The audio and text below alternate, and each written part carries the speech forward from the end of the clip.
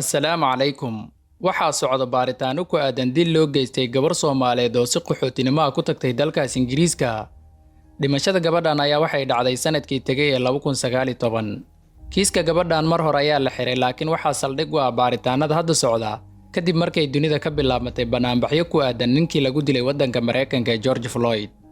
gabadhan waxaa lagu magacaabaa Shukri Cabdi, waa 12 jir. gabadhan ayaa waxaa meedkeeda laga helay webiga Manchester ee ku yaala dalkaas Ingiriiska. waxay ahayd 2 sano kadib imaatinkeeda dalka Ingiriiska. waxay ka timid waddanka Soomaaliya waxaana la socday familgeeda, waxayna ka soo carareen dhibaatooyinka ka jira dalka Soomaaliya. Shukri markii ay tagaysay webiga laga helay meedkeeda waxaa la socday 5 carruur ah. inkastoo gabadhu aysan aqoon dabaal, haddana waxay tagtay webiga. laakiin markii ay maashoonaysay 5tii carruur ee la socotay mid ka mid ah ma uusan caawin, xitaa ma qaylin oo ma dhihin gabadhan hala badbaadiyo. taa beddelkeeda waa ay ku qoslayeen ilaa ay ka dhimanaysay. booliisku waxay sheegeen in dhimashada gabadhu ay ahayd mid shil ah oo si lama filaan ah ku dhacday. sidoo kale booliisku waxay sheegeen inaysan jirin wax laga shakiyo ku aadan in gabadha la dilay, kiiskiina halkaas ayaa lagu xiray. arrintaas kadib dacwado ay gudbiyeen qoyska Shukri oo ah in dacwada dib loo furo waa laga aqbalay, laakiin waqti loo qabtay ma jirin. familka Shukri waxay ku candacoonayaan in booliisku baaritaankooda keliya uu ka koobnaa dhacdadii webiga ka dhacday, laakiin aysan baaritaan ku samayn in gabadha dhibaato ku qabtay iskuulka ama ay jiraan culeysyo ka jira dhanka iskuulka oo ku aadan in la faquuqay ama waxyaabo ay dhibsato lagu sameeyey. riboodka booliisku ay soo gudbiyeen laguma muujin inay gabadhu wax dhib ah ku qabtay iskuulka sida in la foodeyn jiray.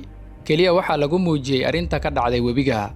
kiiska gabadhan 12 jirka ayaa mar kale dib u soo muuqday kadib markii ay dunida ka bilaabmatay ololaha Black Lives Matter ama nolosha madowga waa muhiim. taasina waxay timid kadib geerida George Floyd oo ah nin madow oo si arxandare ay u dileen booliiska gobolka Minnesota ee dalka Mareykanka. ololaha loogu jiro Shukri oo ah in kiiskeeda dib loo furo waxaa taageeray dad caan ah sida gabadha uu dhalay Malcolm X, Elisha Shabazz iyo aktarka caanka ee Ice Cube iyo dad kale oo caan ah. maayarka magaalada Manchester ayaa arrintan soo farageliyey, waxa uuna ballan qaaday in baaritaan dhammaystiran la samayn doono, waxaana la baari doonaa sababtii ka dambeysay inay gabadha halkaasi ku maashooto, iyo sidoo kale waxaa la sii baari doonaa maalmihii ka horreeyay wixii ku dhacay gabadha, khaasatan wixii ay kala kulantay iskuulka. hooyada dhashay Shukri waxa ay sheegtay in baaritaan dhammaystiran lagu sameeyo waxa sababay geerida gabadheeda, sida haddii ay jiraan dhibaatooyin iskuulka kala kulmi jirtay iyo waxyaabo kale. waxaan aad ugu faraxsanahay aniga ahaan in gabadhan loo istaago si ay cadaalad u hesho.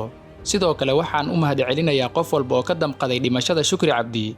waxaan u rajaynaynaa dhammaanteen inay cadaalad hesho. wassalaamu calaykum waraxmatullaahi wabarakaatu.